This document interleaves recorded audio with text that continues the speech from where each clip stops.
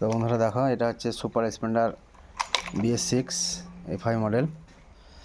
গাড়িটা সার্ভিসিং হলো। সার্ভিসিং হওয়ার পর দেখো এখানে একটা সেটিংয়ের চিহ্ন দেখাচ্ছে, মানে সার্ভিসিং রিমাইন্ডার যেটাকে বলে।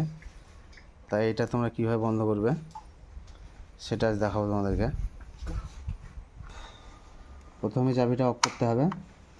এখানে একটা সেট বাটন আছে, একটা আছে মুড বাটন, একটা মুড একটা সেটটাকে প্রেস করে ধরে থাকতে হবে, এই চাবিটাকে অন করতে হবে।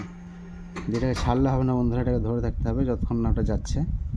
দেখো বন্ধুরা, দেখো ক্যামেরার কাছে নিয়ে আসো একটু। দেখো বন্ধুরা, সার্ভিসিংয়ের সিগন্যালটা আর নেই, চলে গেল। খুবই সহজ এটা। তোমরা যারা নিজেরা গ্যারেজে সার্ভিসিং করছো, এইভাবে লাইটটাকে তোমরা বন্ধ করতে পারবে। দেখতে পাচ্ছ, এটা গেলো আমার এই super Splendor BS6 FI model. এই দেখো বন্ধুরা, আর নেই এই চিহ্নটা।